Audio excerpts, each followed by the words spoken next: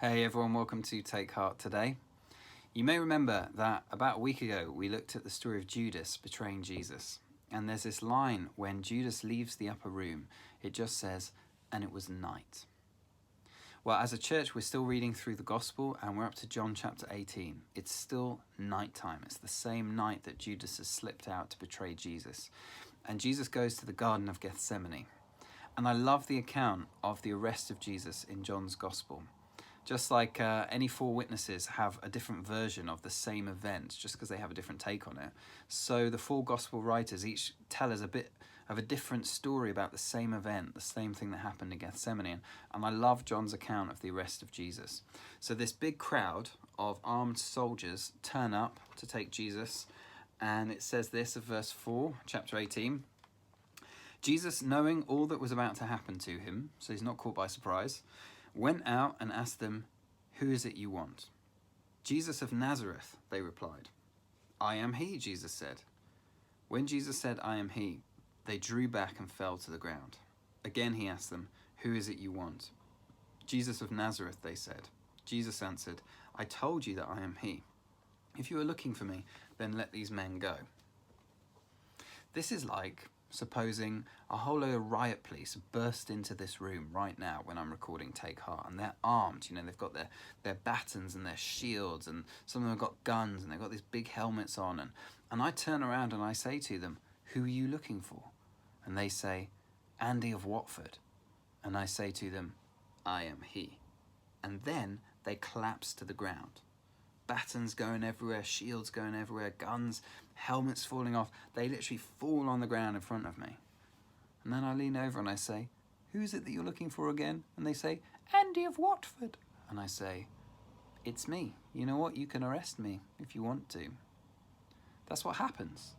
And they get up, and we're told that they bind Jesus. I just love that little picture. This is the only gospel account that tells us they bound Jesus, as if like that's going to make any difference when he can make them all fall over just by saying, "I am he." It's like me trying to capture a lion by putting an elastic band around him or something. They bind Jesus up and he goes with them. But what happens in that moment? What's going on? Well, in the original Greek that the gospel was written in, Jesus doesn't actually say, "I am he," even though that's how it's translated. He just says, "I am." And that's a really significant phrase on the lips of Jesus, and it's scattered throughout John's Gospel.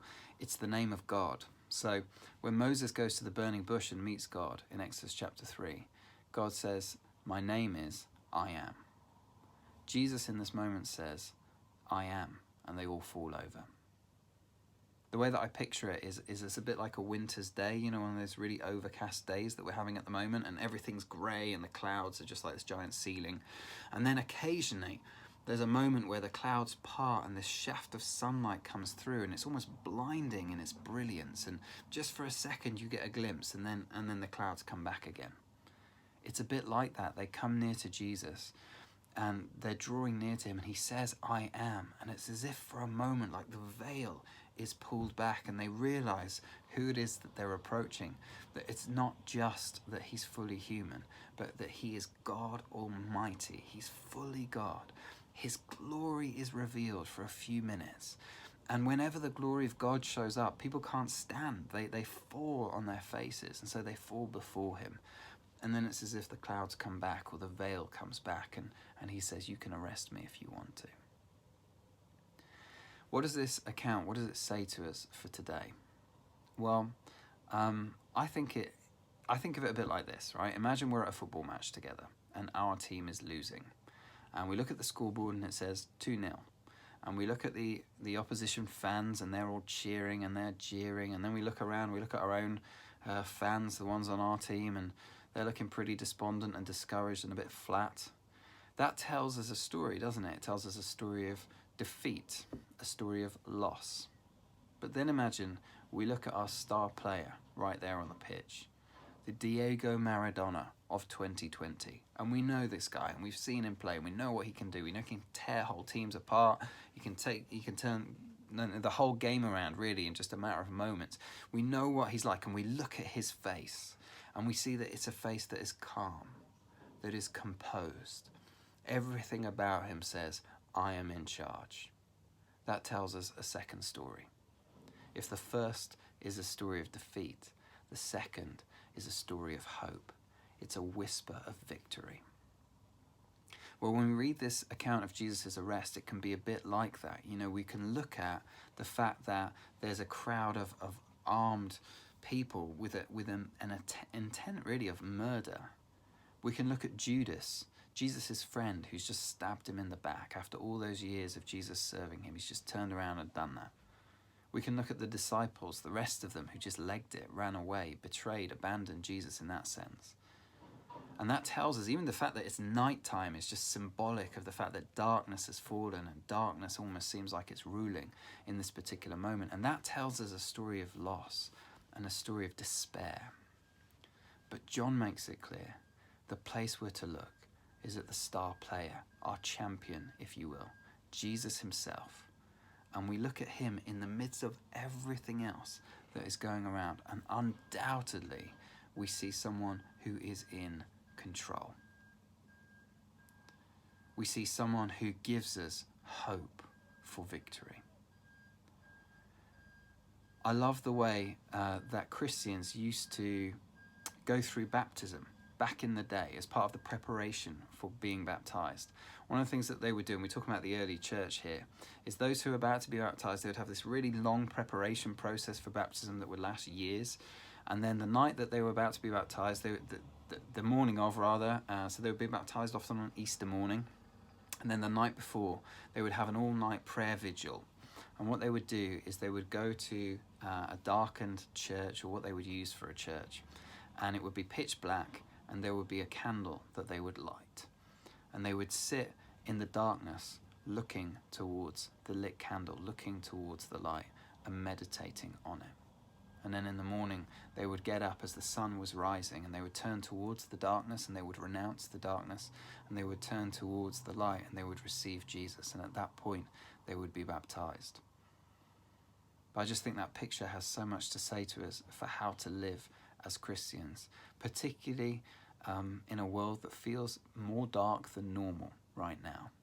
And where we look around us and it tells us a certain story. And the story can be, not always, not every day, but a lot of the time at the moment, it can be a story that's discouraging and that's full of pain and seeming loss. I don't know about you, but I look in the mirror sometimes at the moment, and that's what I see, sometimes defeat. Sometimes things that I've been trying to change in my life and they're not changing, and I want to give up. And those can be the things that we look at, and that can be the story that we believe. But in the story of the Gospels, the story of Jesus, we're told this: the light shines in the darkness, and the darkness has not overcome it. And so although we sit sometimes in darkness and we don't deny the reality of it, we actually accept that suffering is horrific and it's happening all the time.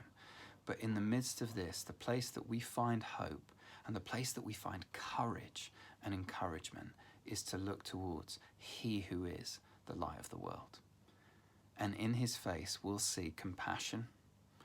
In His face, we'll see sorrow and grief as he shares with us the burden of suffering and hates it. But we will also see a face of someone who is totally sovereign, completely in control, the face of God Almighty Himself. And we will find, as we look at His face, not just a hint of victory, but an assurance of it. We will see in Him, in His eyes, the utter determination that He has to bring wholeness from brokenness and to bring victory from defeat.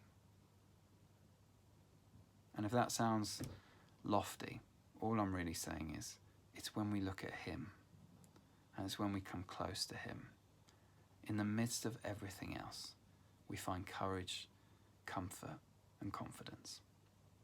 Today, what I'm saying to myself, and what I'd encourage all of us to do, is to look to Jesus, because He sets the tone, and His story is the greatest story, and it's the story of victory and the story of hope. God bless.